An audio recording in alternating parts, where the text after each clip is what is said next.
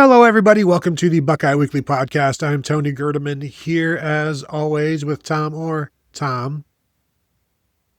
How's it going? Welcome to C-SPAN, where we talk about Congress, and we're going to talk a lot about Congress, and I can't wait to talk about Congress. And more than that, Tony, you know what I can't wait for? People trying to psychoanalyze what our exact, specific political beliefs based on this conversation about the future of college sports. Tony, who's your favorite president? Go. I want to start dropping some 1993 McLaughlin Group skits from SNL on here.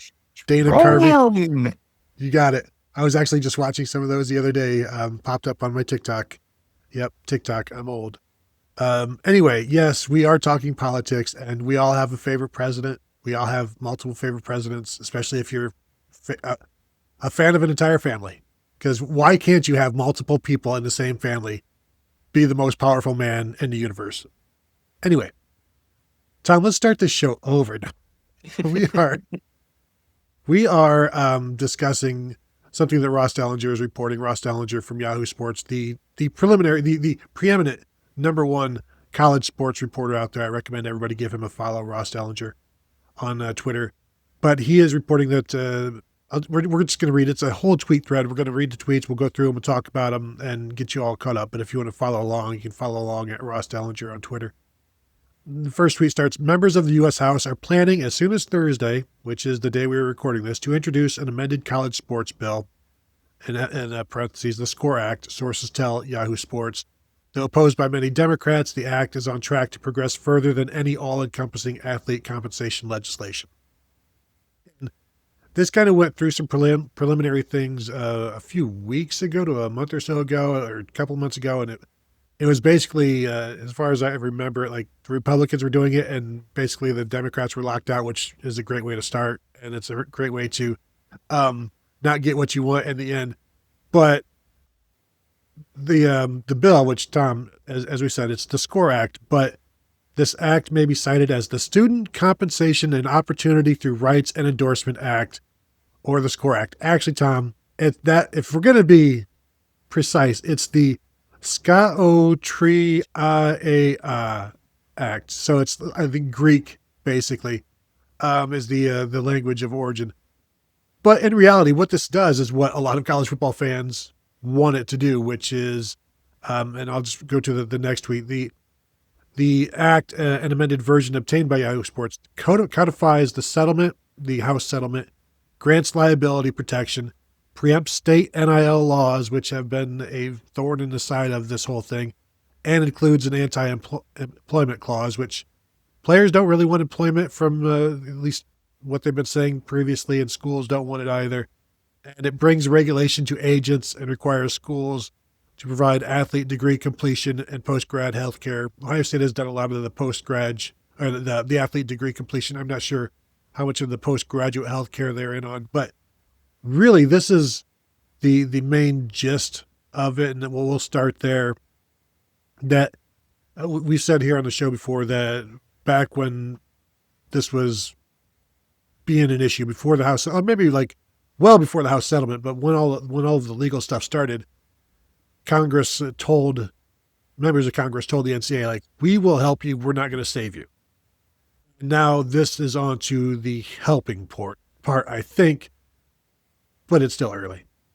It's still early. And, I think the fact that a lot of this sort of settles around where that House settlement is a pretty good indication of what you just said, that they're going to help but not save, but they can take the structure that the NCAA reached and that the judge signed off on in that case and can use that as sort of a structure to build this.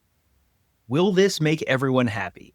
Absolutely not. There are 1,000 different groups here, and you cannot serve everyone. The football players who generate most of the money are going to say, you can't restrict my earnings at all. And if you restrict my earnings at all, then that takes money away from, if you don't restrict my earnings, then that takes money away from the Olympic sports, the women's sports. It creates Title IX issues. There's no way to make everyone happy. And there's also, because of just the nature of college sports and the emotional ties that people have to college sports, there is never going to be any kind of restriction. People are always going to be looking for a way around it. I mean, you've got state legislatures looking for ways around NIL rules and all that kind of stuff. So this is going to have to, if there is some kind of an agreement here and everyone can sort of hold hands and sing Kumbaya, which has happened so many times recently in Washington, D.C. But if you can get to that point, you still, this will still probably at some point be challenged in court because someone's not going to be happy with it. And we have seen that stuff going to court is a great way to make headway against the NCAA. How successful will it be? Great question. Let's even see if this gets through Congress first.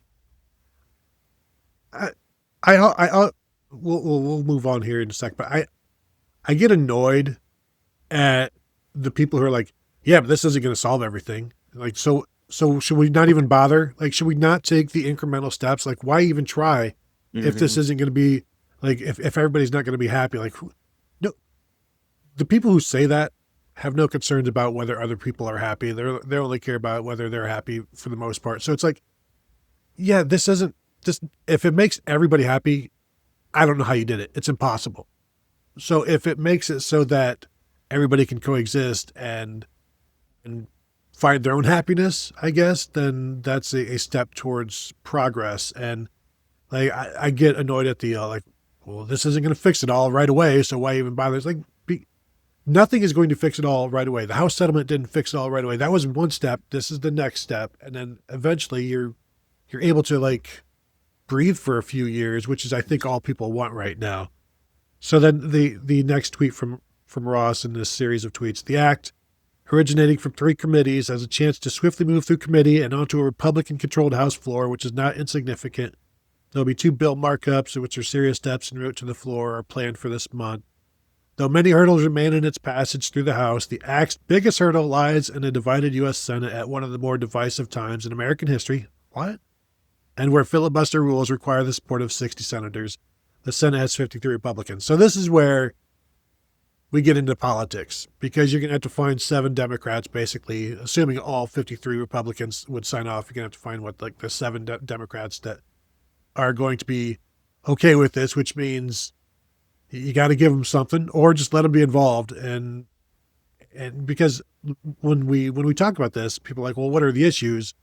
And I'll play a video here in a bit talking about the issues in the preliminary version of this was that it's all about restricting the student athlete, and it's restricting what they can get. Now we look at all of the stuff that they get and we're like, how are they restricted?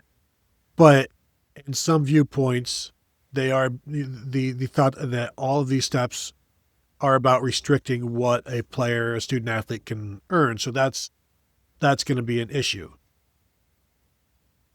But Tom, this is where you got to get into the politics of it, right? You've got to find people that you can bring over. And as I mentioned on the Buckeye Huddle message board presented by Jeff Ruby's Columbus, like, this is where you promise somebody a bridge in their district.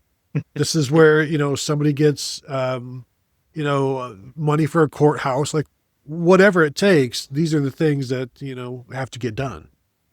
Well, and I have not done a real deep dive on this, on where the 47 Democratic senators are from, but I would wager that you probably have some of them in states where there are major college sports folks and major college sports programs. I'm going to guess some of the new Big Ten states probably have Democratic senators on the West Coast.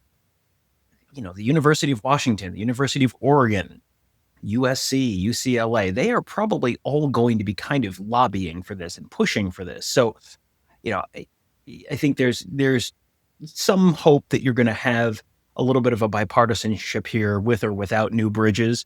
Sometimes it does take new bridges, but you could potentially see some movement there.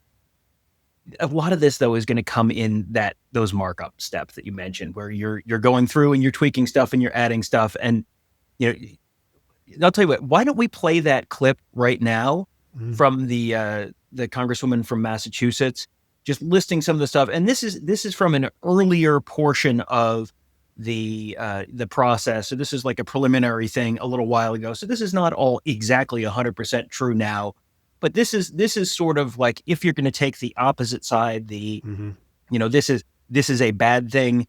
This is kind of what that argument sounds like. Mr. Huma, I'd like for you to indulge me for a moment. I'm going to describe a few provisions of this bill, and I would love for you to tell me, in your expert opinion, whether each one strengthens or restricts the rights of college athletes. You can simply respond with strengthen or restrict so we get through it. First, a blanket antitrust exemption for the NCAA and conferences that eliminates athletes' ability to sue over eligibility, NIL, and compensation rules. Restricts. A provision banning college athletes from ever being permitted to collectively bargain regardless of their sport or the revenue they generate. Restricts. Language allowing schools or the NCAA to block NIL deals that conflict with existing contracts.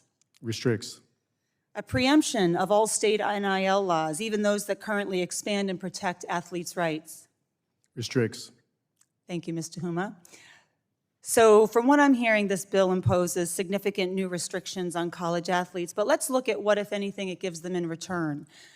Mr. Huma, if in your reading of the legislation, does it strengthen Title IX enforcement to ensure more women can play college sports or ensure that they benefit fairly from the House settlement? No. Does it include any provisions to help international athletes like Alex Condon, who helped lead the chairman's beloved Florida Gators to a men's basketball title this year, access their NIL rights? No. So I just want to get this straight. This committee is considering a bill that would constrain or roll back athlete rights, block further progress, and give them little in return. Correct. All right, so that was an earlier version of this, but I think you're hearing some of the anti side of this. So within all of that, there also is an opportunity for, she's talking about women, opportunities for female athletes. Well, maybe this does, maybe this can be amended or tweaked to provide some of that. No one is going to get everything they want because it is literally impossible for everyone to get what they want. But it is, this is at least, Tony, call me a crazy optimist. Call me a Mr. Smith goes to Washington, crazy-eyed optimist.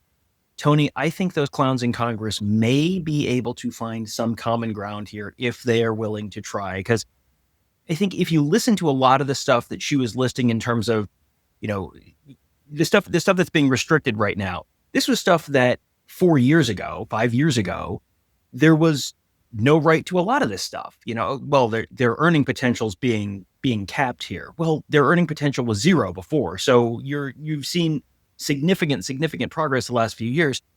But also, if it continues in the way that it is right now and it becomes totally unregulated, that's gonna cause major issues, and you're probably going to see a lot of other areas where people, you want to talk about the loss of opportunities for female athletes or something like that.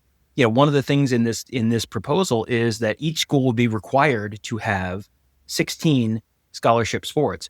If you don't have that requirement on there are probably going to be schools that dump a whole bunch of their non-rev sports, of their Olympic sports, and you do whatever you need to require, stay in compliance with Title IX. But there's no guarantee that you keep, 16 revenue sports. Ohio State has 36 right now, but there are plenty of schools. Go through a lot of schools in the South, and there's a lot of schools that are kind of at that 16 kind of level right now. So ultimately, there's probably going to be a lot of yelling and a lot of hair pulling and a lot of, a lot of mad tweets and all that stuff. But it does feel like this is something that it doesn't have to be this bill, but ultimately there is probably going to have to be something like this to really provide some guardrails. Because, yes, it's something that this is better than students had several years ago. I also look at this right now and go, NCAA, if you had just done this 5-10 years ago, everyone would have said, this is incredible. What a generous offer. And, and you probably would have had zero issues with people looking at this and going, oh, this is overly restrictive. But they didn't do it. There was no foresight. It was just kind of, we'll just keep going until some court tells us we can't. And now a bunch of courts have told you can't. And now you're at the point where it's like, well, what about this? Well, and we've said it before, once the House case got there and you have a judge looking at it and she's like, we're not dealing in the land of make believe like college sports has been running in for 50, the last 50 years or so. Like I want legitimate answers and legitimate, reasons why. And when those reasons aren't great, then it's like, okay, well, let's fix this. And now we're in the middle of that.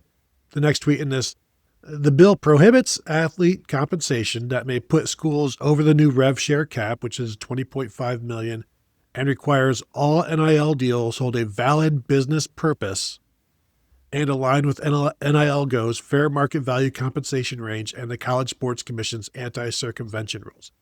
This tweet to me is one that all of the schools like Ohio State and Texas who've been like sitting back on the NIL stuff, like, yes, let's get real rules in here. And the whole valid business purpose, I think, is something that was the original intent of NIL. And so this gets us back to that. And a lot of this gets us back to some of the way things were, but in the way they were intended to be rather than the way they've become. So yes, in that way it's regressive, but if it's regressing to do what the intention was, and that the original intention was very progressive, like I think it's okay to say, no, these are still good steps, but a lot of people are going to view them as backwards steps because you're taking something away from people. And yet this doesn't really ban what a player can make. It's just they have to make it in a certain way. And if Texas Tech is going to give a kid $1.5 million, they're going to need $1.5 million worth of activity of work from him, basically, although they're not employees, but in terms of as it says, the quote is valid business purpose. So I think a lot of people really, really love this part, and I'm one of them. I think this is really what the whole intention of NIL is pretty much summarized in this tweet right here. Yeah, this is kind of putting a little bit of a legal framework around what they set out to do initially 4 years ago. The challenge with all of this stuff is there are always going to be people who are going to be pushing the envelope. And in previous decades, those were, $100 handshakes and McDonald's bags full of cash and gold Trans Ams and that kind of stuff that was sort of under the table. Now it's a little more above the table, but it's really stretching the limits of what the intentions of the initial thing were. And I am not a law talking guy. I got an A in my only law class, but that was media law. So I can tell you all about libelous headlines and things like that. I am not quite as well versed on the Commerce Clause or restraint of trade, but I know those are phrases I have heard before. And I know those are phrases I will probably hear if and when this thing passes from people who are representing Cody, what's his name at Texas Tech, or probably some hotshot football player in a year or two who wants to earn more money. And here's the thing. It's not even that they're necessarily wrong. Like I would be annoyed if Congress passed a law that would limit the amount of money that I can earn to do my work. It's not like there's an alternate pro football league that these guys can go to straight out of high school. So I get it. I see the other side of this. It's just, I do not know if this is going to get through Congress. And if it does, I do not know if it will stand up to courts. This is just one of these things where, like you said, I think the intention here is good. I think there is a greater good argument for the future of college athletics and that will benefit a lot of other people. But that does not necessarily guarantee that all of this will hold up in court if it does come to that. Tom, you got an A in your one court class. I believe I've mentioned here before that I think in the fourth grade we had a mock trial, and I was the attorney for the dad of the three bears who was being sued by Goldilocks for a burn from the hot porridge. And of course, it's like, well, she's suing us. She broke into the house, Tony. She broke into the house. Right. And I lost the case. Now I had more jurors on my side. And again, these are 9-year-old jurors. So, you know, and so like, if this had been, yes, it was a jury of my peers, but come on, who are we talking about? A bunch of idiots. But I think the whole, this is what people want. This is not what lawyers want.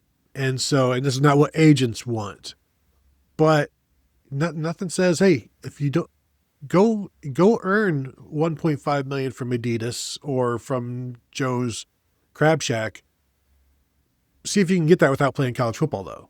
And if you can't, then like, well, maybe you might just want to play by the rules that are in place, and we'll see. But the next tweet here, the act authorizes an association such as the NCAA or the College Sports Commission to require athletes to disclose deals and aggregate and share publicly anonymized data of those deals. Important, the bill allows establishment of a one-time transfer rule and eligibility standards, which are both under legal attack. The one-time transfer rule, again, coaches want this. I think a lot of people would like it. It's going to be hard to get back to that, though. I think that might be something. Maybe it's a 2-time or something, but one time, after we're seeing guys play with 5 different schools, getting back to a one-time transfer rule, how much do coaches want that? Do you think a lot of coaches like to be able to just boot players, or is it more about, like, if they've already transferred, then I'm golden with them, and then if I want to get rid of them, I can, and then they can have their waiver. Do you think we're going back to a one-time transfer rule? Well, I would say that based on the fact that this is in here, I think that's something that probably there's a decent chunk of the coaching community that probably does favor that. Just stability is something that I think everyone in college sports is seeking in every possible way right now. And a one-time transfer rule would certainly provide more stability, and you wouldn't have guys, what percentage of college basketball rosters are turning over every year this year? It feels like minimally 50% of every college basketball roster is turning over every year. And so for football, it's not quite that percentage, but it's pretty darn high in a lot of cases. This is one where you could go back 10 years and say, if you came to college players and said you will get a one-time transfer without having to sit out the year in residence, which was the old rule, everyone would have taken that with a big smile on their face and thanked you for the opportunity. And now you're in a spot where you've got guys on there, what's TJ Finley? Is he on his 6th school now? I think maybe it just, you just hop somewhere new every year. And so now it's you're trying to kind of close the barn doors after the horse is out to a certain degree. But I think that's true kind of everything in here. So I don't know that I think that's less likely than anything else. The eligibility standards, when they talk about eligibility standards, that's kind of the Diego Pavia thing where he went to the NCAA and said, well, you're not in charge of JUCO. So therefore JUCO doesn't count as college football. So therefore my years at JUCO don't count. So now I can play another 2 years at Vanderbilt. And the NCAA just kind of went, yeah, man, we don't have any more time to spend in the courtroom. So yeah, go ahead and just do that, I guess. I don't know. And they're just kind of trying to find some parameters there as well to sort of return you to whatever the standard is, 5 years to play for everyone, or, maybe you get an extra year if you have, you have a medical, whatever, so maybe a little bit more of a return to the older system, which again, like that's none of this is unreasonable, but a lot of this just feels like schools trying to kind of put guardrails back up after they've, both players and teams have kind of tried to find any possible way to sneak through there. The eligibility standards thing, with you're eventually, if you don't have this in there, you're going to have somebody that is going to sue to stay indefinitely, basically. And when people will say you can't restrict earnings it's not legal to restrict earnings. It's like of college players, earnings are being restricted by telling players that they can only be there for 5 years. And then that's accepted. We accept that. So obviously we accept that you can restrict earnings in some fashion, because eventually those earnings have to run out and you've got to get out of here. You got to go. and nobody has necessarily challenged that portion of it. They've challenged the JUCO thing, but in terms of like, yeah, I've been at Ohio State 5 years. I played 4 of those years. I'm not ready to go yet. I'm going to sue, and then I don't necessarily have to play at Ohio State, but you can't tell me that I can't continue to earn money from college. You're like, but that's what that 4-year rule, 5-year rule is. And so this would, again, as you said, just basically eliminate the JUCO thing, and then also whatever thing would come after that, because people are going to look for like, you know what, let's just try it. And maybe the NCAA will have some fatigue and be like, whatever. And then the danger there is that you've established precedent. And the next tweet here, and perhaps one of the more crucial concepts, the act places parameters and requirements around agents, most notably limiting agent compensation to 5% of a total athlete deal. Coaches told Yahoo Sports this week from Big 12 Media Days that agents are often charging 10 to 20%. And that is no surprise that you're seeing agents trying to, like, oh, this is terrible. This is, that you're restricting.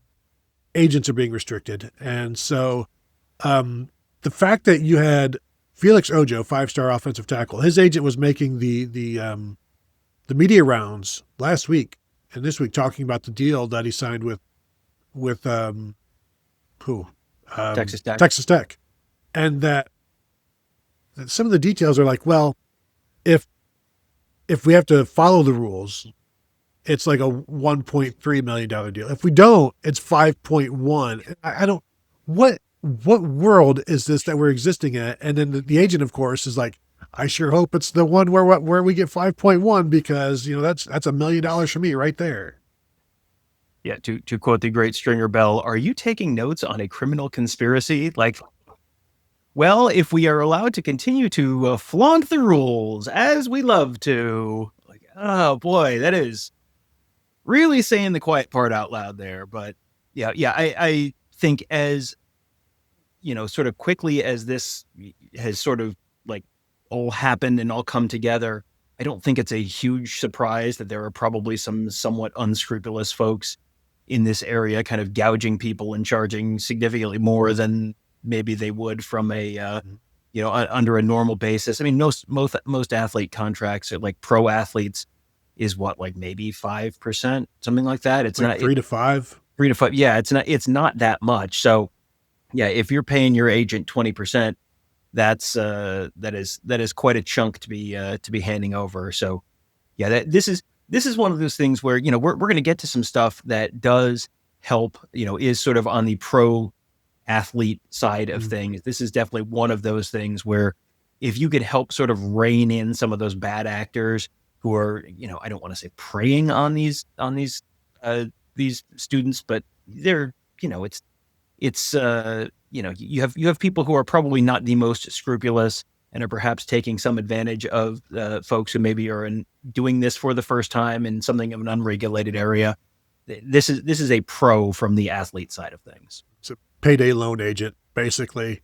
Then you wonder if it goes knocked down to 5% max, then are agents less aggressive in just being a thorn in the side of the entire process. The next tweet, the act requires schools to provide athletes with certain levels of academic support and out-of-pocket health care for athletes within 3 years of leaving school. And schools are not permitted to cut scholarships for injury or performance in a long time. That's a long time Democrat requests in any bill. This is something, some of this Ohio State has done in terms of you can come back whenever and get your degree. They were one of the first to do that, maybe the first big schools to do that. That's becoming more in vogue. It's becoming more the norm. It's something you can sell in recruiting. I think the idea of the healthcare for a few years after leaving school makes complete sense, and that's some advocacy for the athletes. And we've seen many, many times over the last 20 years where kids you get hurt, you're off the team. And now those players also got to keep their scholarships for the most part. But I guess at times maybe they didn't. you're not permitted to cut scholarships for performance is something that's like kind of always been there, but wink, wink.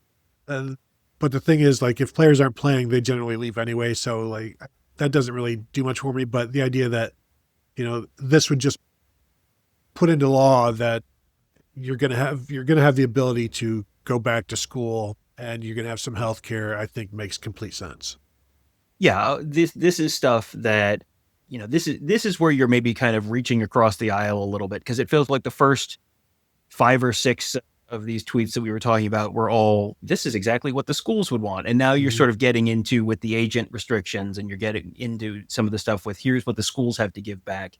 You're getting into a little bit of the, okay, what do the athletes get out of all of this? And while it is easy to sort of point to the real high profile players and go, you're restricting their earnings, the vast, vast majority of college athletes are going to benefit much more from something like this than they would from completely unrestricted earnings. If you're a softball player, or you're a, just okay men's basketball player, or anyone like that, even the vast majority of football players, across 136 FBS teams now, the vast majority of those players on the vast majority of those rosters are going to be helped way, way more by this than they are by an unrestricted amount of earnings. You think everyone, if you're an Ohio State fan right now, you're thinking, what about all the, naming down all the players who might see less money? That they're the exception, not the rule in most cases. So, this is something that might impact the high level Ohio State players in a negative way in terms of earnings to a certain degree. But stuff like this is going to benefit the vast majority of other, I really don't want to use the word student athletes, because that was the NCAA's term de caca is, I believe, the term of art there. That they use to sort of get around calling them employees, or getting, acknowledging that there was any sort of a other relationship there other than people who are going to school and just happen to be playing sports. But, the athletes are getting a lot more out of this, the vast majority of them, out of this provision that you're talking about, than they would be losing in terms of higher level earnings. And as I scroll through, I don't know that Ross Dellinger has used the word student athlete at all. He just says athletes. Yeah. Hey, yeah. These kids still go to school. All right. Yeah. No, they do. The next one here is and one of the more interesting concepts. You got something, Tom? No, I was just going to, I had it in front of me. So go ahead. And one of the more interesting concepts, the act requires schools to maintain 16 varsity sports teams, which so happens to be the FBS minimum of sports, likely a way to protect various Olympic programs under threat of elimination in the new rev share era. And this is something that you alluded to earlier, where if you've got to spend $15 million on football, and you do, then you're not going to have the money to spend on other places. Or, we've seen schools are already cutting programs, cutting teams, or maybe turning them to club teams, or maybe like, yes, they're there, but the amount of funding that they're going to get, if you don't have one sugar daddy per sport, then good luck funding that sport. This at least makes them stay serious enough. And so I think this is another one where some of these to me feel like there's been some negotiation. The previous one, in terms of the health care and the academic, that's something that Democrats have always pushed for bills like these. So maybe that's been one of the gives there from the Republicans. But this, again, this is a good faith and a gesture that it's not like you need to continue to do good by as many athletes as you can.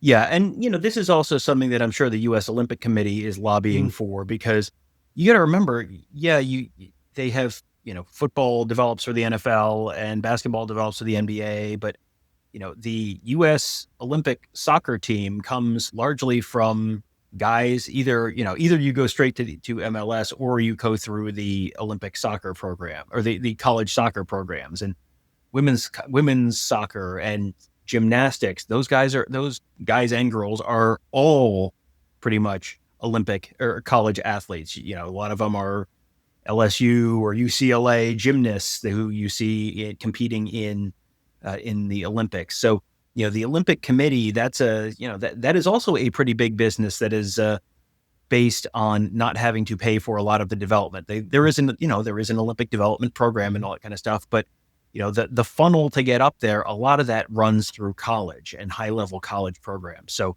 that's a big deal from the Olympic side of things. So it's, this is not only something that is probably beneficial in terms of just keeping as many people inside the tent as you can and having a really positive, a positive impact on as many people as you can in this bill. It's also really beneficial from the Olympic side of things. The second to last one here, another interesting one here, schools that earn at least $50 million annually in media rights revenue are not permitted to use student fees to support their athletic programs, a concept that would chiefly impact schools in the Big Ten and the SEC. And I was thinking back, I thought I heard like Tennessee was going to do something like this, where there was a 10% talent fee on ticket purchases and single game tickets. And so like, would have to come off of student tickets, that sort of thing. Or, sometimes the general school, like whatever the tuition is, like, well, $400 of that is going to go to NIL. And this would kind of just be like, you got enough money. You don't need to force students to pay for what you already have. It's kind of like whenever you go to a Walmart or whatever and you pay and they're like, would you like to round up and contribute money? It's like, that's all money that Walmart has promised to give to charities. And then by you rounding up, you're paying that portion for Walmart. This is something where stop making the students round up. Mm-hmm. Yeah. And this is something that shows up on your bill. I was trying to pull this up right now.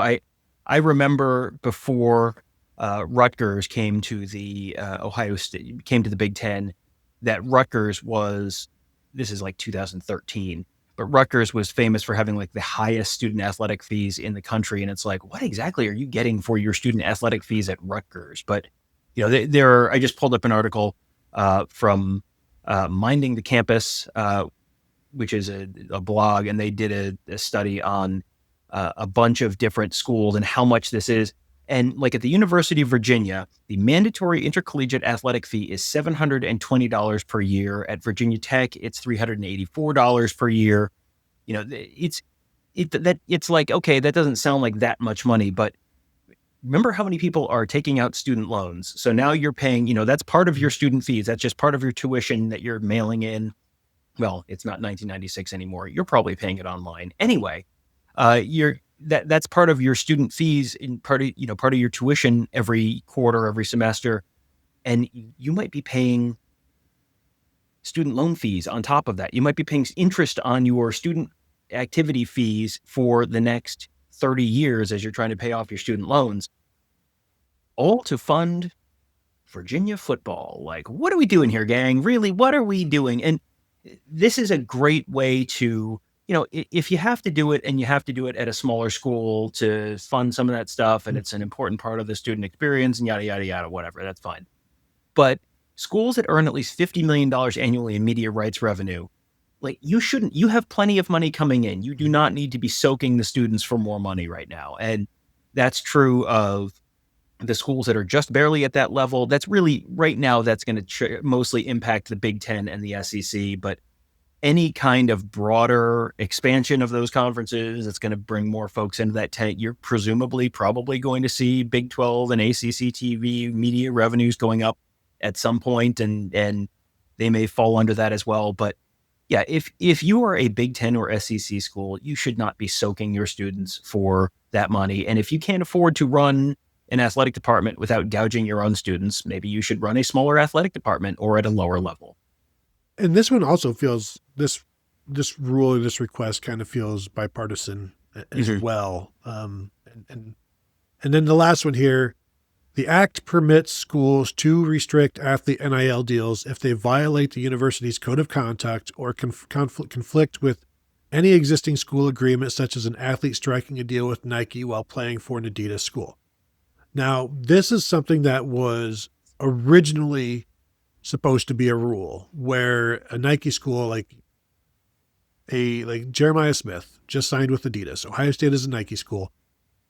And the original way this was done 2 or 3 years ago, players would not have been permitted to sign deals with an opposing brand. But also players were not allowed to participate in any ad or commercial with logos on them either. But what happens is if one school allows it, then it becomes a recruiting tool. So everybody eventually has to allow it. So this one, the act permits schools to restrict athlete NIL deals. Do you think Ohio State's going to tell Jeremiah Smith, you can't do Adidas? Like, I mean, good luck. I mean, tell the guy that, you've worked so hard to land, like, you know what, why don't you stay with Nike and they'll give you 40% less, but it would be really good because we're a Nike school. It's like, yeah, the word permit is going to do a lot of work here. I don't expect any of that to, it's not going to help the schools. It's only going to harm them in recruiting because not everybody's going to follow those. And so then school kids are going to go where they have more freedom. And this all of these restrictions that they're being put upon, this one I feel is a restriction that isn't even going to matter in the end. Right. Yeah. This is you can do that, but then it doesn't take very long for Jeremiah Smith to say, okay, well, then how much am I getting from the Nike deal? And the answer is none. And then the answer is, well, okay, why not? And, Nike, Nike gets a little bit of something out of having Ohio State players be their brand ambassadors, but you already have them wearing Nike jerseys, Nike shoes, Nike gloves, Nike whatever on the football field every Saturday. So you already have them associated with your brand. So it's not that beneficial to have that as an added thing where you're, and now we're also paying you to do this commercial. Like you can you can do that, but it doesn't feel like that's going to be worth it for Nike to pay full boat there. I do think it's relatively interesting that, most of the places where Phil Knight has decided it was worth investing in athletes have been athletes at Oregon, which tells you that maybe it's not really as much about the athlete as it is, or the actual value provided there as it is about, hey, this helps Oregon. Well, and yes, for sure. And then also Jeremiah Smith wants to sign with Adidas. Ohio State's like, no, we're a Nike school. So Jeremiah Smith's like, okay, I'll go to an Adidas school. You know what's an Adidas school? Miami. You know where he's from? South Florida. Like, you're going to chase somebody away back home to a place that they're familiar with. Like, I don't just don't see it happening. Like I said, that's what they originally wanted. And they found pretty quickly, like, this isn't going to work because not everybody's going to comply. And complying with this, I just don't see schools doing that. So there you go. I thought we needed to really explore the room on this one. I am with you, Tom. I'm an optimistic person in this regard because, for one, this kind of has to happen. But also, too, Tom, I grew up with my president was Dave, right? The movie Dave. If you can't be optimistic about the United States government after watching Dave from 1994, perhaps, then you just don't have it in you. So I recommend everybody this weekend, go watch Dave. Have some optimism in your hearts that the government can save America's great game. Because if the government can't do it, nobody can. Is that right, Tom? If we can't rely on those clowns in Congress, Tony, who can we rely on? The eternal question. It's just ourselves. Oh, we are doomed. So there you go. If you're watching on YouTube, please hit thumbs up. We would appreciate that. Subscribe to the channel if you've not yet done so. Hit the bell to be notified. And of course, you can always find us at BuckeyeHuddle.com. Sign up, say hello to us there on the message board presented by Jeff Ruby's Columbus. Would love to see you there. Thank you all for tuning in, and we'll talk to you guys later.